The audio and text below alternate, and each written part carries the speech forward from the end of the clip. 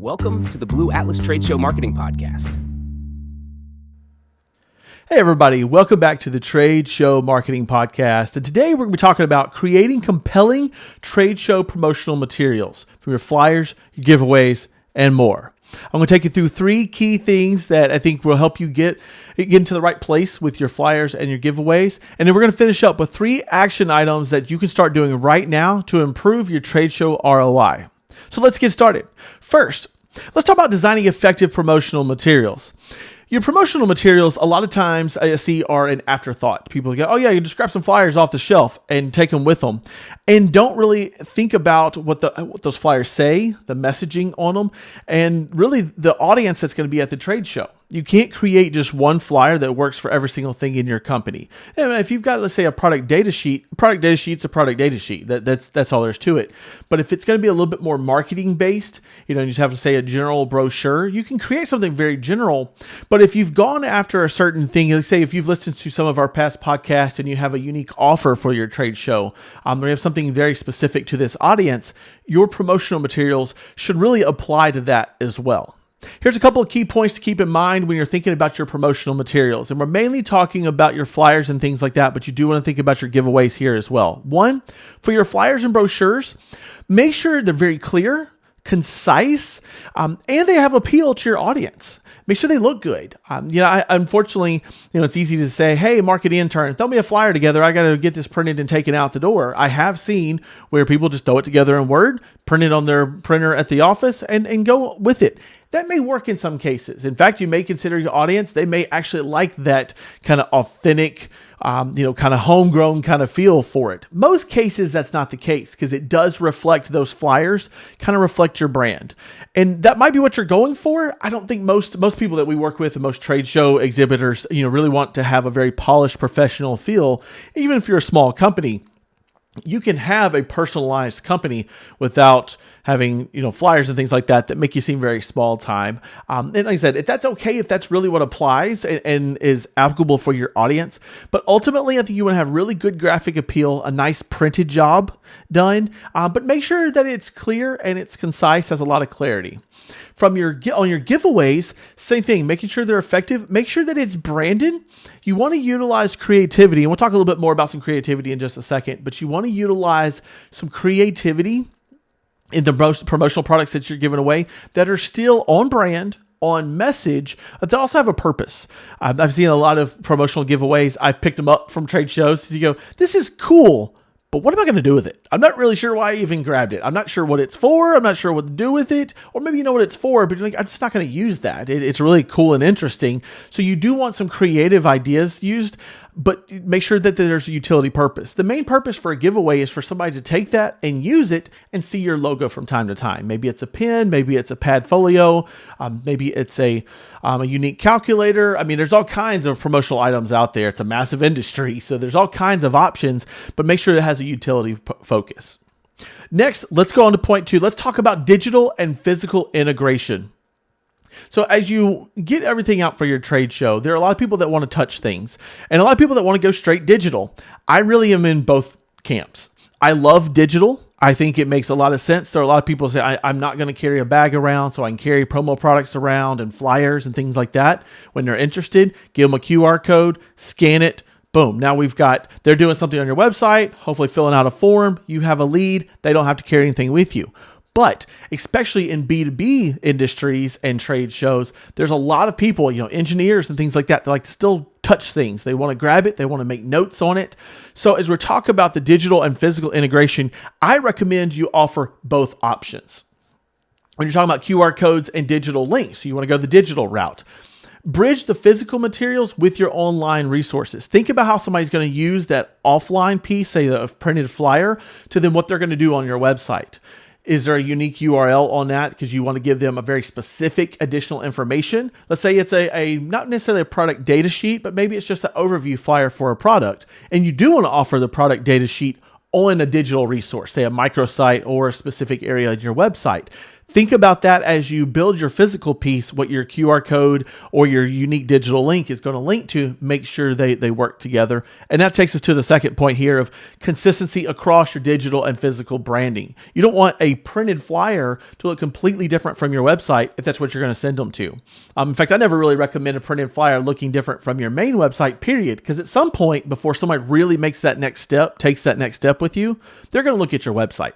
So you really do need to have consistency from flyer, brochure, QR code, promo item to website, downloads, the whole 9 yards. You want consistency because we see our brands every day. We know what our flyers look like. We know the colors and everything else. Our prospects do not see it every day. No matter how many things they order from you, there are 10,000 messages they're seeing every single day between work and home and everything in between. They need to see your brand consistently over and over for that to be reinforced, the level that it is for what we see in a given day. They may not see over several months. So you want consistency, every single thing that you do, and that includes from physical to digital assets.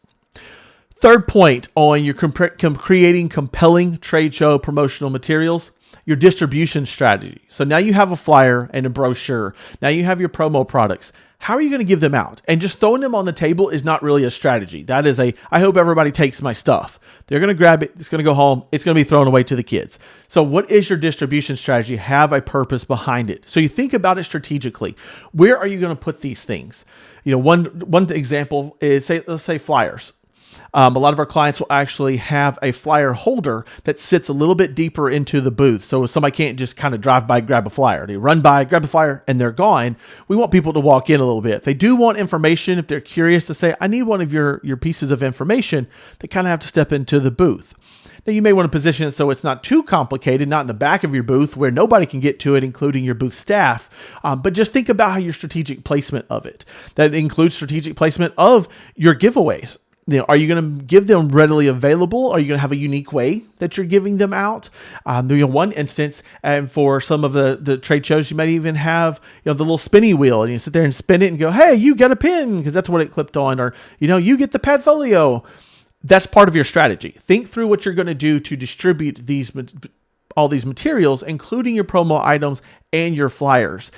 I know everybody's kind of like, well, this is simple. I'm going to have them on a table and I'll just give people as they ask for them. There's more to it. If you have listened to other things where we've talked about the flow of traffic into your booth and the design of your booth, we're still talking about designing the booth when you're considering your promo products and your flyers and promotional materials. Make sure you're integrating the materials with your booth design and your staff interactions. If you're planning for people to come into your booth, talk to your staff, you have a draw to get them in, and you want to deliver that material, make it easy for everyone involved. Make it easy for your staff, make it easy for the prospects coming into your booth. Don't make it really, hold on, let me get a flyer, and they got to go behind your booth and they're digging under the table and they're pulling out boxes. It will look a little bit unprofessional. Be prepared. So think about how your booth staff is going to distribute this materials. And then think about how that ties into your booth design. As I mentioned, say the document holder, if you have a wood display, for instance, and then you have this metal, like futuristic looking holder for your flyers because it was last minute, you lose consistency and it looks kind of like a sore thumb. Like, what is this thing? Is this even theirs? Is this the next booth? Maybe it got slid over. You want it to be consistent with your booth design. As you get more complicated with your booth design, you can actually build some of that promo material holders, the flyer holders, brochure holders into the booth. Your backdrop may be where these things are. Maybe there's products that or prospects and traffic can touch and feel. And then you've got that on a shelf and you've got your flyer, say, right below it. So think about it. Doesn't always have to be stuck on a table because if you remember, we've talked about you want to get that little white table they give you and get rid of it. You shouldn't have a table out to make it easy for people to get into your booth. Think about where these things are going to be placed so that it's easy for your traffic and easy for your staff. So real quick, before we get into our action items, 3 things to creating compelling trade show promotional materials. Recap real quick. Design effective promotional materials. Things that are consistent, things that are concise, and things that are on brand. Use some creativity, but make sure they have a good use when people take them away. Think about your digital and physical integration. Make sure everything's consistent from digital QR codes and links to your flyers, website, emails, etc. Maintain that consistency everywhere across the board. Keep in mind that you have physical products that people are going to then go digital, make sure they work together. And finally, think about your distribution strategy. How are you going to get these things into the trade show traffic's hands? All right, here we go. Action items for today. 1, begin designing a set of promotional materials with a consistent theme. We've talked about before, a lot of shows will have a theme themselves. Within that theme, you may want to build promotional products, take flyers and things like that incorporate that theme. You may have a theme of your messaging that makes sense and gives you a theme to work with for your promotional products. But don't let it be an afterthought. You can find inexpensive, and I'll say cheap, you can find cheap promotional products that are unique if you have a theme in mind. Otherwise, if you go searching for cheap products, you're going to find a whole bunch of pens and coasters and really cheap little things. You go, these are great, they're cheap, but that's all they are, is cheap. And when you have that theme and you've built a theme for it, your flyers, promotional products, all that starts to work together and builds a better brand, a memorable brand at your trade show exhibit.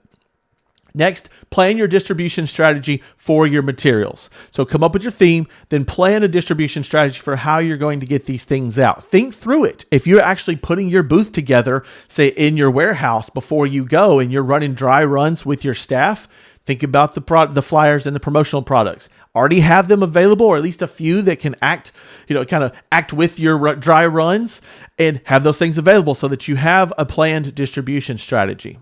And finally, start researching and selecting some unique, memorable giveaway items to represent your brand. You can basically just do promo products search on Google and start finding really unique things. You already have a theme. You already have a distribution strategy. The promotional product can start to kind of fall right into place instead of, I don't know, what's cool to give away? Well, I don't know. What do you think? And everybody's kind of throwing it around, and then you end up with pens and coasters, which might be more than enough. It might be fine, but that may be all that you take, and it's really not memorable. So today, thanks for joining us for creating compelling trade show promotional materials with your flyers, giveaways, and more. Make sure you check out some of our other videos to help increase positive ROI from your trade show exhibiting marketing. My name's Nate Stockard. This is the Trade Show Marketing Podcast.